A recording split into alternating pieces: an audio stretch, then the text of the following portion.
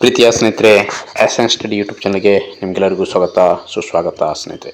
ಪ್ರೀತಿಯ ಸ್ನೇಹಿತರೆ, ಇತ್ತೀಚೆಗೆ ಶಿಕ್ಷಣ ಇಲಾಖೆಯಿಂದ 15,000ಕ್ಕಿಂತ ಅಧಿಕ ಹುದ್ದೆಗಳ ಶಿಕ್ಷಕರ ನೇಮಕಾತಿ ಅಧಿಸೂಚನೆ ಹೊರಡಿಸಲಾಗಿದೆ. ನಾಳೆಯಿಂದ ಅಂದರೆ ಆಗಸ್ಟ್ 18 ತಾರೀಕಿಂದ ಅಪ್ಲಿಕೇಶನ್ ಸಹ ಸ್ಟಾರ್ಟ್ ಆಗಲಿದೆ ಸ್ನೇಹಿತರೆ. ಯಾರೆಲ್ಲ ಎಲಿಜಿಬಿಲಿಟಿ ಹೊಂದಿರ್ತೀರಿ ಅವರೆಲ್ಲ ಅಪ್ಲಿಕೇಶನ್ ಹಾಕಿ ಅಂತ ಹೇಳ್ತೀನಿ. ಇಲ್ಲಿ ಇವತ್ತು ಕರ್ನಾಟಕ ರಾಜ್ಯ ಸರ್ಕಾರದಿಂದ ಕರ್ನಾಟಕ ರಾಜ್ಯ ಪತ್ರ ಅಂತ ನೋಡೋಣ ಬನ್ನಿ ಸ್ನೇಹಿತರೆ. ಒಂದೊಂದಾಗಿ ನೋಟಿಫಿಕೇಶನ್ ಏನೆಲ್ಲ ಒಳಗೊಂಡಿದೆ ಅಂತ ಇವತ್ತು ಸವಿವರವಾಗಿ ನೋಡೋಣ ಬನ್ನಿ. ಅಧಿಕೃತವಾಗಿ ಪ್ರಕಟಿಸಲಾಗುವುದು ಮತ್ತು ವಿಶೇಷ ರಾಜ್ಯ ಪತ್ರಿಕೆ ಅಂತ ಹೇಳಲಾಗಿದೆ ಸ್ನೇಹಿತರೆ. ಓಕೆನಾ. ಕರ್ನಾಟಕ ಸರ್ಕಾರ ಶಿಕ್ಷಣ ಇಲಾಖೆಯಿಂದ ಅಧಿಕೃತವಾದ ಒಂದು ಕರ್ನಾಟಕ ರಾಜ್ಯ ಪತ್ರದಲ್ಲಿ ವಿಶೇಷವಾಗಿ ಹೊರಡಿಸಲಾಗಿದೆ ಅಂತ ಹೇಳಬಹುದು. ಅಧಿಸೂಚನೆ ಹೊರಬಿದ್ದಿದೆ. 2026-27ನೇ ಸಾಲಿನ ಶಿಕ್ಷಣ ಇಲಾಖೆಯ ಸರ್ಕಾರಿ ಪ್ರಾಥಮಿಕ ಶಾಲೆಗಳಲ್ಲಿ ಖಾಲಿ ಇರುವ ಕಲ್ಯಾಣ ಕರ್ನಾಟಕ ಉಳಿದ ಮೂಲ ವೃಂದ ಅಂದರೆ RPC ಅಂದರೆ ಕಲ್ಯಾಣ ಕರ್ನಾಟಕದಿಂದ ಹುದ್ದೆಗಳ ಖಾಲಿ ಇದ್ದಾವೆ ಸ್ನೇಹಿತರೆ. ಅದು 20% ಅಂದರೆ HK ಹಾಕ್ಬೋದು, ನಾನ್ HK ಸಹ ಹಾಕ್ಬೋದು ಅಂತ ಇಲ್ಲಿ ಹೇಳಲಾಗಿದೆ. 20% ಹುದ್ದೆಗಳಿರ್ತವೆ. 20% ಹುದ್ದೆಗಳಿಗೆ ಪ್ರಾಥಮಿಕ ಶಾಲಾ ಶಿಕ್ಷಣ 1ರಿಂದ 5ನೇ ತರಗತಿ ಮತ್ತು ಸರ್ಕಾರಿ ಪ್ರಾಥಮಿಕ ಹಿರಿಯ ಪ್ರಾಥಮಿಕ ಶಾಲೆಗಳಲ್ಲಿ ದೈಹಿಕ ಶಿಕ್ಷಣ ಶಿಕ್ಷಕರು ಗ್ರೇಡ್ 2 1ರಿಂದ 8ನೇ ತರಗತಿ ವೃಂದದ ಹುದ್ದೆಗಳಿಗೆ ಅರ್ಹ ಅಭ್ಯರ್ಥಿಗಳಿಗೆ ಜಿಲ್ಲಾ ಮಟ್ಟದ ಸ್ಪರ್ಧಾತ್ಮಕ ಪರೀಕ್ಷೆ ಮೂಲಕ ಆದ್ದರಿಂದ ಕರ್ನಾಟಕ ಶಿಕ್ಷಣ ಇಲಾಖೆ ಸೇವೆಗಳು ಸಾರ್ವಜನಿಕ ಶಿಕ್ಷಣ ಇಲಾಖೆ ಹಲವು ಬೋಧನಾ ಹುದ್ದೆಗಳಿಗೆ ನೇಮಕಾತಿ ವಿಷಯ ನಿಯಮಗಳ 2026 ಸಂಖ್ಯೆ MEP 80 DPI 2026 ಬೆಂಗಳೂರು ದಿನಾಂಕ 10/8/2026 ನಿಯಮಗಳ ಅನುಸಾರವಾಗಿ ಆಯ್ಕೆ ಮಾಡಲು ಈ ನೇಮಕಾತಿ ಅಧಿಸೂಚನೆಯನ್ನು ಹೊರಡಿಸಲಾಗಿದೆ ಎಂದು ನೇಮಕಾತಿ ಅರ್ಜಿ ಸಲ್ಲಿಸಲು ದಿನಾಂಕ 18/8/2026ರಿಂದ 7/9/2026 ಅಂದರೆ 7/9/2026 ಕೊನೆಯ ದಿನಾಂಕವಾಗಿರುತ್ತೆ ಸ್ನೇಹಿತರೆ. ಇಲ್ಲಿ ಅರ್ಜಿ ಹಾಕಲು ಅವಧಿ ಕಲ್ಪಿಸಲಾಗಿದೆ.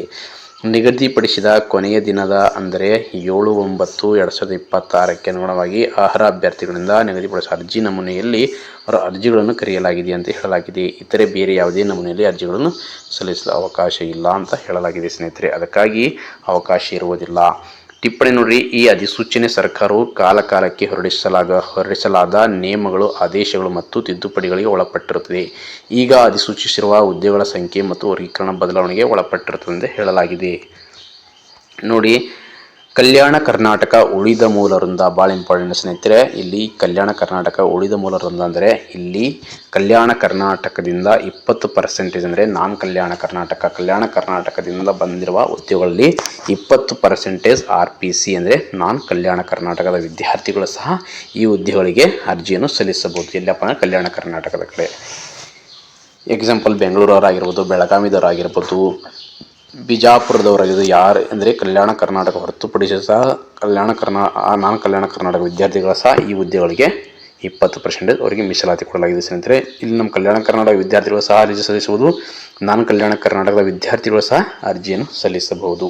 ನೋಡಿ, ಕಲ್ಯಾಣ ಕರ್ನಾಟಕ ಜಿಲ್ಲೆಗಳ ಹುದ್ದೆಗಳ ವ್ಯವಹಾರ ಕೊಟ್ಟಿದ್ದಾರೆ. ಇವು ನಾನ್ ಕಲ್ಯಾಣ ಕರ್ನಾಟಕ ಹುದ್ದೆಗಳಾಗಿವೆ. RPC ಅಂತ ಕೊಟ್ಟಿದ್ದಾರೆ ನೋಡಿ. ಚೆನ್ನಾಗಿ ಒಂದ್ಸಲ ನೋಟಿಫಿಕೇಶನ್ ಕ್ಲಿಯರ್ ಆಗಿ ನೋಡ್ಕೊಳ್ಳಿ. ಉದ್ಯೋಗಗಳ ಸಂಖ್ಯೆ 20% ಅಂತ ಹೇಳಿದ್ರೆ ಸ್ನೇಹಿತರೆ. ಇಲ್ಲಿ ನೋಡಿ, 1ನೇದು ಕ್ರಮ ಸಂಖ್ಯೆ ನೋಡಿ, ಪ್ರಾಥಮಿಕ ಶಾಲಾ ಶಿಕ್ಷಕ ಸಾಮಾನ್ಯ ಕನ್ನಡ ನೋಡಿ. ಸಾಮಾನ್ಯ ಕನ್ನಡ 1ರಿಂದ 5ನೇ ತರಗತಿ ಕನ್ನಡ ಮಾಧ್ಯಮದವರಿಗೆ 36 ಹುದ್ದೆಗಳು ಖಾಲಿ ಇದ್ದಾವೆ ಅಂತ ಹೇಳಬಹುದು. 36 ಹುದ್ದೆಗಳು ಕಲ್ಯಾಣ ಕರ್ನಾಟಕ ವಿಭಾಗದಲ್ಲಿ ನಾನ್ ಕಲ್ಯಾಣ ಕರ್ನಾಟಕ ವಿದ್ಯಾರ್ಥಿಗಳು ಸಹ ಅರ್ಜಿ ಸಲ್ಲಿಸಬಹುದು.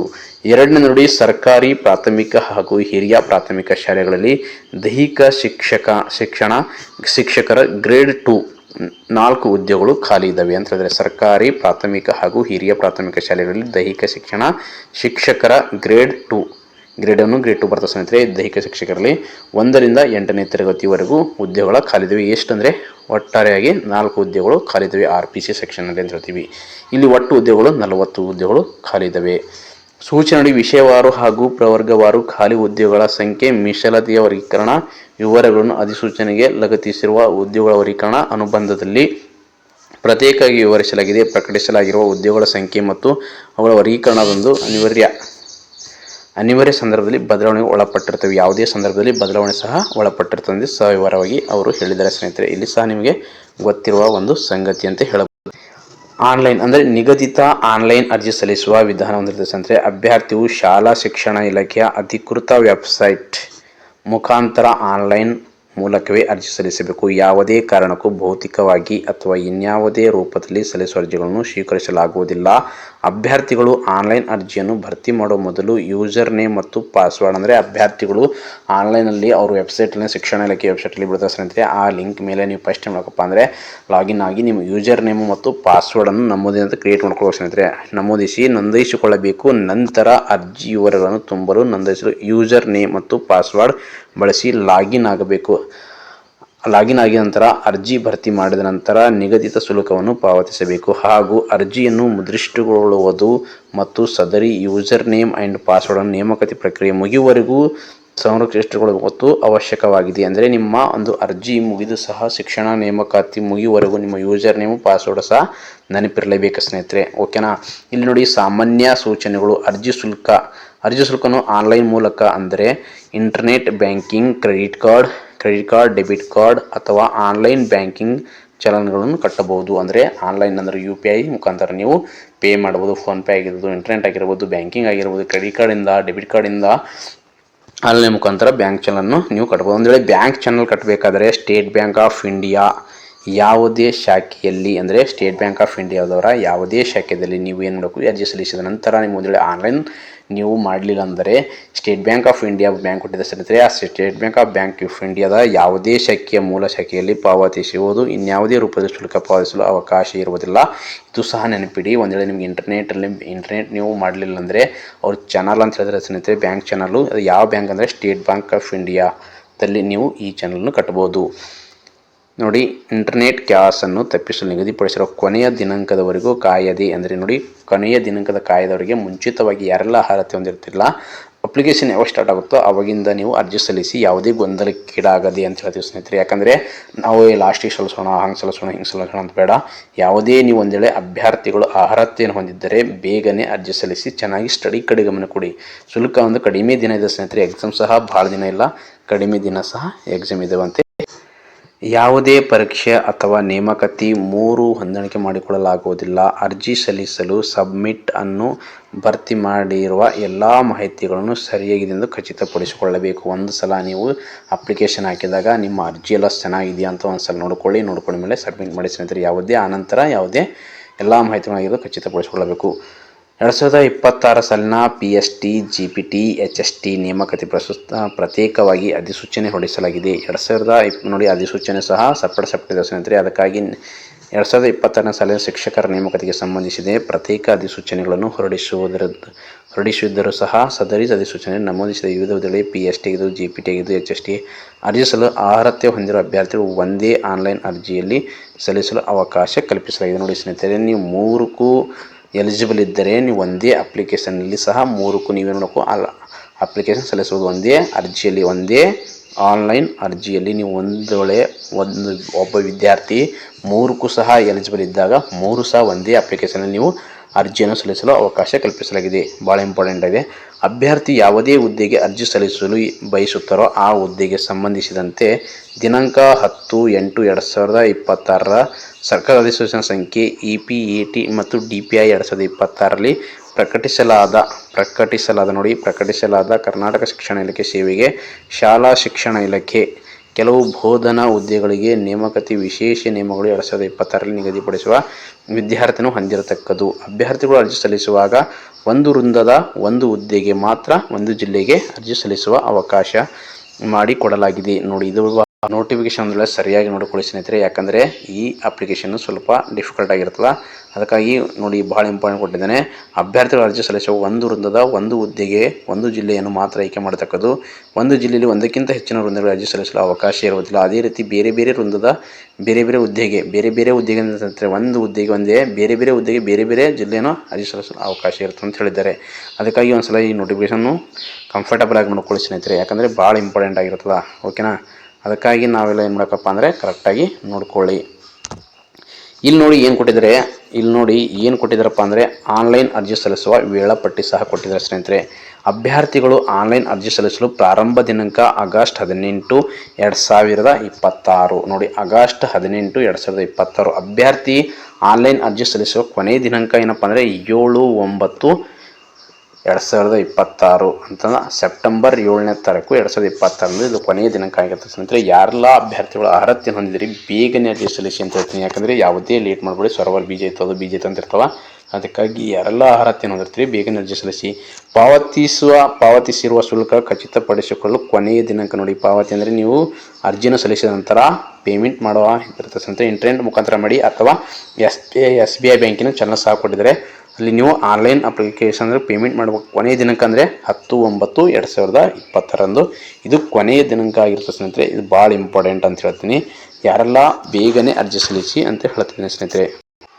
ನೋಡಿ ಸ್ನೇಹಿತರೆ, ಇಲ್ಲಿ ಇಂಪಾರ್ಟೆಂಟು ಪಾವತಿ ಶುಲ್ಕ, ಬೇಕಾದ ಶುಲ್ಕ ನೋಡಿ ವಿವರ ಕೊಟ್ಟಿದ್ದಾರೆ. ಒಂದು ವೃಂದದ ಒಂದು ಹುದ್ದೆಗೆ ಅರ್ಜಿ ಸಲ್ಲಿಸಿದಲ್ಲಿ ರೂಪಾಯಿಗಳಿಗೆ ಅಂತ ಕೊಟ್ಟಿದ್ದಾರೆ 750 ರೂಪಾಯಿ. ಒಂದೇ ವೃಂದದ 2 ಹುದ್ದೆಗೆ ಅರ್ಜಿ ಸಲ್ಲಿಸಿದಲ್ಲಿ 1125 ರೂಪಾಯಿ.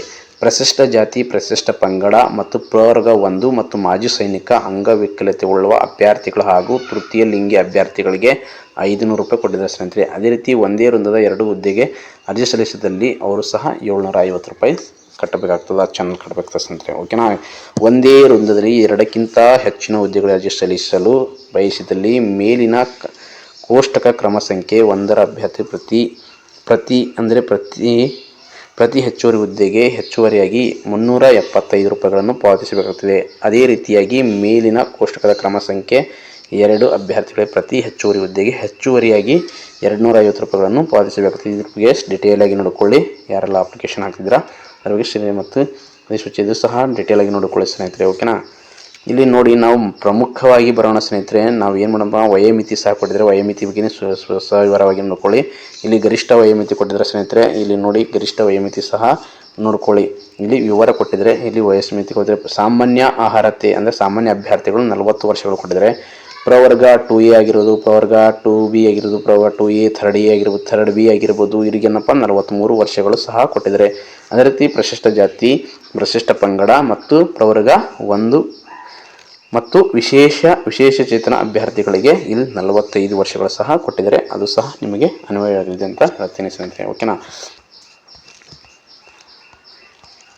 ಇಲ್ಲ ವಿಶೇಷವಾಗಿ ಬರೋಣ ಸ್ನೇಹಿತರೆ. ಎಲ್ಲ ನೀವು ಡಾಕ್ಯುಮೆಂಟ್ಸ್ ಕರೆಕ್ಟಾಗಿ ಪಡ್ಕೊಳ್ಳಿ ಸ್ನೇಹಿತರೆ. ಕನ್ನಡ ಮಾಧ್ಯಮ ಆಗಿರ್ಬೋದು, ಗ್ರಾಮೀಣ ಆಗಿರ್ಬೋದು, 371J ಆಗಿರ್ಬೋದು, ಇನ್ಕಮ್ ಕಾಸ್ಟ್ ಆಗಿರ್ಬೋದು, ಎಲ್ಲ ನಿಮ್ಮ ಅಪ್ಲಿಕೇಶನ್ ಹಾಕುವ ಡೇಟ್ ಒಳಗಡೆ ಹೊಂದಿರಬೇಕು. ಓಕೆನಾ. ಇಲ್ಲೆಲ್ಲ ಸ್ಪರ್ಧಾತ್ಮಕ ಪರೀಕ್ಷೆಯಲ್ಲಿ ಪಡೆದ ಅಂಕಗಳು ಸಹ ಕೊಟ್ಟಿದ್ದಾರೆ ನೋಡಿ. ಯಾವ ರೀತಿ ನಿಮ್ಮ ಎಲಿಜಿಬಲ್ ಇರಬೇಕಂತ ಇಲ್ಲೆಲ್ಲ ಕೊಟ್ಟಿದ್ದಾರೆ. ಪ್ರಾಥಮಿಕ ಶಿಕ್ಷಣದಲ್ಲಿ ಡಿಪ್ಲೊಮೊ, D.Ed ಅಥವಾ ವಿಶೇಷ ಶಿಕ್ಷಣದಲ್ಲಿ ಡಿಪ್ಲೊಮೊ ಹೊಂದಿರುವ ಅಭ್ಯರ್ಥಿಗಳ ಪ್ರಕರಣದಲ್ಲಿ ಆ ಅಭ್ಯರ್ಥಿ ಡ್ರೈವ್ಡ್ ಪರ್ಸೆಂಟೇಜ್ ಶೇಕಡಾವಾರು ಅಂಕಗಳ ಪ್ರಮಾಣವನ್ನು ವೇಟೇಜ್ ಅನ್ನು ಅನ್ವಯಿಸುವ ಲೆಕ್ಕ ಹಾಕಲಾಗುತ್ತದೆ ನೋಡಿ. ಇಲ್ಲಿ ಕೊಟ್ಟಿದ್ದಾರೆ ಸ್ಪರ್ಧಾತ್ಮಕ ವಿವರ ಕೊಟ್ಟಿದ್ದಾರೆ. ಇಲ್ಲಿ ವೇಟೇಜ್ ಕೊಟ್ಟಿದ್ದಾರೆ ಅಂದರೆ ಪರ್ಸೆಂಟೇಜ್ ಕೊಟ್ಟಿದ್ದಾರೆ. ಇಲ್ಲ ನೋಡ್ಬೇಕು ನೀವು. ಸ್ಪರ್ಧಾತ್ಮಕ ಪರೀಕ್ಷೆಯಲ್ಲಿ CET ಎಷ್ಟು ಹಿಡಿತಾರಪ್ಪ ಅಂದರೆ 70% ಹಿಡಿತಾರೆ ಸ್ನೇಹಿತರೆ. ಶಿಕ್ಷಕರ ಅರ್ಹತಾ ಪರೀಕ್ಷೆಯಲ್ಲಿ ಪಡೆದ ಅಂಕಗಳು TET ಆಗಿರ್ಬೋದು, CTET ಆಗಿರ್ಬೋದು, ಪತ್ರಿಕೆ 1 ಇರುವುದು ಇಲ್ಲಿ 20% ಹಿಡಿದಿರ್ತಾರೆ. PUC ತತ್ಸಮಾನ ಪರೀಕ್ಷೆಯಲ್ಲಿ ಪಡೆದ ಅಂಕಗಳು 8%. ಶಿಕ್ಷಕರ ಶಿಕ್ಷಣ ಕೋರ್ಸ್ನಲ್ಲಿ ಪಡೆದ ಅಂಕಗಳು 2%. ಈ ರೀತಿಯಾಗಿ ನಿಮ್ಮ ಒಂದು CET ಪೇಪರ್ ಇರ್ತದೆ ಸ್ನೇಹಿತರೆ. 4 ವರ್ಷಗಳ ಶಿಕ್ಷಕರ ಶಿಕ್ಷಣ ಪದವಿ ಹೊಂದಿರುವ ಅಭ್ಯರ್ಥಿಗಳ ಪ್ರಕರಣದಲ್ಲಿ ಆ ಅಭ್ಯರ್ಥಿ ಡ್ರೈವ್ಡ್ ಪರ್ಸೆಂಟೇಜ್ ಶೇಕಡಾವಾರು ಅಂಕಗಳ ಪ್ರಮಾಣವನ್ನು ಕೆಳಗಿನ ವೇಟೇಜನ್ನು ಅನ್ವಯಿಸುವ ಲೆಕ್ಕ ಹಾಕುತ್ತದೆ. ಸ್ಪರ್ಧಾತ್ಮಕ ಪರೀಕ್ಷೆಯಲ್ಲಿ ಪಡೆದ ಅಂಕಗಳು 70% ಇರ್ತದೆ. ಇಲ್ಲಿ ನೋಡಿ 70% ಕೊಟ್ಟಿದ್ದಾರೆ. ಇಲ್ಲಿ 70% ಸಹ ಕೊಟ್ಟಿದ್ದಾರೆ ನೋಡಿ. ಇಲ್ಲಿ 70% ಅಂದರೆ ಸ್ಪರ್ಧಾತ್ಮಕ ಪರೀಕ್ಷೆಯಲ್ಲಿ CET 70%, ಶಿಕ್ಷಕರ ಅರ್ಹತಾ ಪರೀಕ್ಷೆಯಲ್ಲಿ ಪಡೆದ ಅಂಕಗಳು 20%. 4 ವರ್ಷಗಳ B.Ed ಆಗಿರ್ಬೋದು, B.A.Ed ಮತ್ತು BSc B.Ed ಆಗಿರ್ಬೋದು. ಅದೇ ರೀತಿ ತತ್ಸಮಾನ ಶಿಕ್ಷಕರ 10% ಅಂತ ಕೊಟ್ಟಿದ್ದಾರೆ. ಇದು ಸಹ ನೀವು ಸವಿವರವಾಗಿ ಒಂದು ವೇಳೆ ನೋಡ್ಕೊಳ್ಳಿ. ನಿಮ್ಮ ನೋಟಿಫಿಕೇಷನಲ್ಲಿ ಏನಿದೆ ಕರೆಕ್ಟಾಗಿ ನೋಡ್ಕೊಳ್ಳಿ ಸ್ನೇಹಿತರೆ. ಓಕೆನಾ.